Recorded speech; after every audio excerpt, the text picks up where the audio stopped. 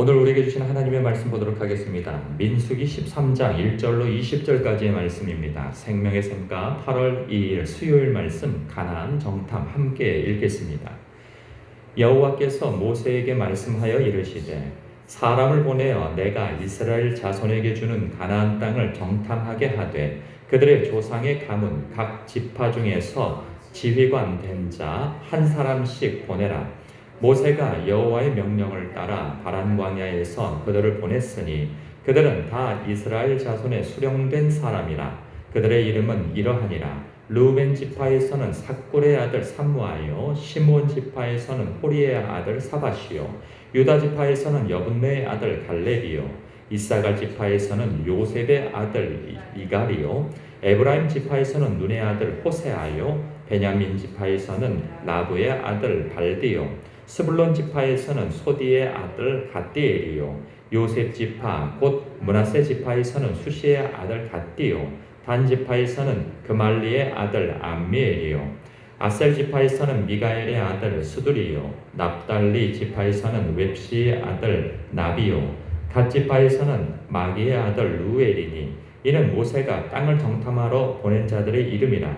모세가 눈의 아들 호세아를 여호수아라 불렀더라. 모세가 가나안 땅을 정탐하러 그들을 보내며 이르되 너희는 네겝 길로 행하여 산지로 올라가서 그 땅이 어떠한지 정탐하라. 곧 그 땅 거민이 강한지 약한지 많은지 적은지와 그들이 사는 땅이 좋은지 나쁜지와 사는 성읍이 진영인지 산성인지와 토지가 비옥한지 메마른지 나무가 있는지 없는지를 탐지하라. 담대하라. 또 그 땅의 실과를 가져오라 하니 그때는 포도가 처음 익을 즈음이었더라. 아멘. 어느덧 약속의 땅 가나안 초입에 이스라엘 백성들이 근접하게 되었습니다. 이때 하나님께서 모세에게 말씀하신 것으로 이렇게 나와요. 어떤 말씀을 하셨는가 보면 사람을 보내어 내가 이스라엘 자손에게 주는 가나안 땅을 정탐하게 하되 그들의 조상의 가문 각 지파 중에서 지휘관 된 자 한 사람씩을 보내라. 그리고 정탐하라고 하는 그런 명령을 내리신 것으로 나와요. 그런데 여러분 신명기 1장을 보면요 조금 다른 정황을 말해주고 있어요. 모세가 여기가 어디냐면 바란 광야이고 그리고 이스라엘의 남부 지역에 있는 가데스 바니아라고 하는 지역입니다. 그러니까 사실 눈으로 보이지 않지만 이제 먼 얼마 남지 않은 그 거리에서 이제 목전에 두고 있는 거죠. 가나안 땅을. 그래서 하나님께서 모세를 명하여서 이제 너희들은 그것을 차지하라. 올라가서 주저하지 말고 차지하라. 두려워하지 말고 주저하지 말고 가서 차지하라. 이제 이러한 명령을 내리게 하십니다. 그런데 이스라엘 백성들이 그 명령을 바로 받지 아니하고 백성들이 다 모세 앞으로 옵니다. 그리고 난 이후에 아니 우리가 거기 점령하기에 앞서 쳐들어가기에 앞서서 정세 파악을 해야 되지 않겠습니까? 시세 파악을 해야 되지 않겠습니까? 그러니 우리 대표자를 뽑아서 정탐꾼을 보내게 해주십시오 라고 이게 청하게 되어지죠. 그러니까 모세도 그걸 듣고 보니 그 일리가 있다고 하게 되어진 거죠. 그래서 그래 좋다. 그래서 그들의 청을 받아들여서 오늘 말씀대로 이렇게 각 지파별로 두령을 세워서 12두령을 세워서 이제 정탐을 보내게 되어집니다. 여기 이름들이 5개가 되어져 있는데 익숙한 이름이 그래도 2명이 나오죠. 6절에 보니까 유다 지파에서는 여분네 아들 갈렙이고 8절에서는 에브라임 지파에서는 눈의 아들 호세아라고 해요. 16절에 보니까 모세가 눈의 아들 호세아를 여호수아라고 불렀죠. 그래서 우리는 잘 알고 있는 이름 이 2명이 있어요. 나머지 이름은 잘 몰라요. 그냥 12지파에서의 대표자 두령인가 보다 생각하는데 여기에서 여호수아와 갈렙의 이름이 여기서 등장하고 있어요. 그러면서 18절에 그 땅이 어떠한지 정탐하라. 곧 그 땅 거민이 강한지 약한지 많은지와 그들이 사는 땅이 좋은지 나쁜지와 사는 성읍이 진영인지 산성인지와 토지가 비옥한지 메마른지 나무가 있는지 없는지를 탐지하라. 담대하라. 또 그 땅의 실과를 가져오라 하니 그때는 포도가 처음 익은 즈음이었더라 하면서 그것을 면밀하게 살펴보고 오라고 하는 거죠. 이것은 너무나도 당연한 일로 보이는 겁니다. 당연히 어떤 일을, 큰 일을 행할 때 그 일에 대한 철저한 준비와 파악이 필요한 거죠. 그리고 그 일을 실행해내기 위한 연습과 어떤 그 철저한 준비가 어쨌든 필요한 것은 우리가 가지고 있는 상식입니다. 그런데요, 때로는요, 너무나도 무모해 보이는 것 같은 일인데 하나님께서 앞뒤 설명을 해주시지 아니하고 아무리 생각해도 그것을 논리적으로나 그리고 도무지 이해할 수 없는 때에 그것을 행하라고 말씀하실 때가 있어요. 우리의 삶 속에서 그런 때가 있단 말이죠. 그런 때면 우리가 사실 앞뒤 가리지 아니하고 순종해야 하는 때가 바로 그런 때예요. 매번 그런 것은 아니죠. 대부분은요, 상식적이어야 돼요. 세상을 살아갈 때에는 상식적인 것이 맞습니다.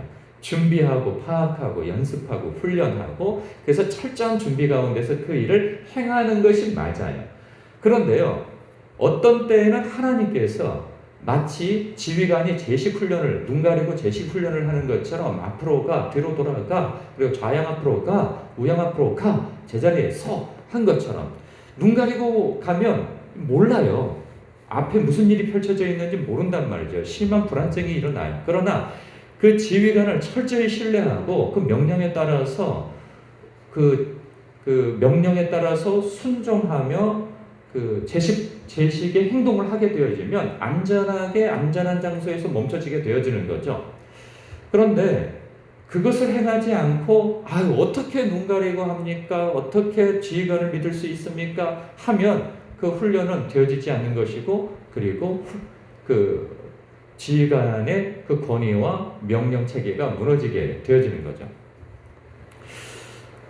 우리의 삶 속에 보면 늘 상식적으로 살아가지만 비상식적으로 살아야 할 때가 있어요. 그때가 바로 믿음이 동원되어질 때예요. 근데 우리가 오해하지 말아야 될 것은 믿음은 무모한 것이라고 생각하면 안 되는 거죠. 왜?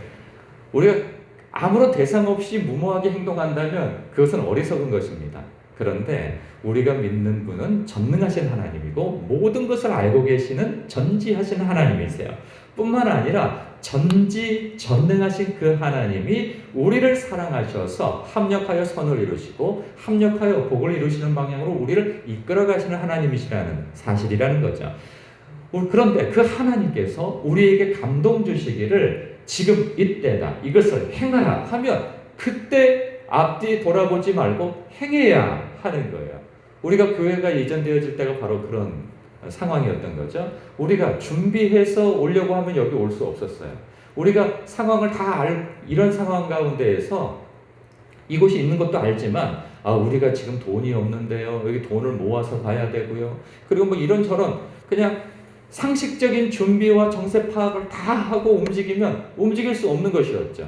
그러나 하나님께서 감동 주시고 마음을 모아 주셔서 모두가 다 이거 하나님께서 움직이시는 것이다 라고 생각되어졌을 때 우리는 주변 사람들이 보기에 그 무모한 거 아니야? 이 바보 같은 행동 아니야? 라고 생각하는 것을 행하게 되어졌단 말이죠. 그럴 때 일사천리로 계약이 진행되어지고 돈이 마련되어지고 그리고 교회에 들어오게 되어지며 모든 것이 완비되어지게 되어진 것을 우리는 경험해요.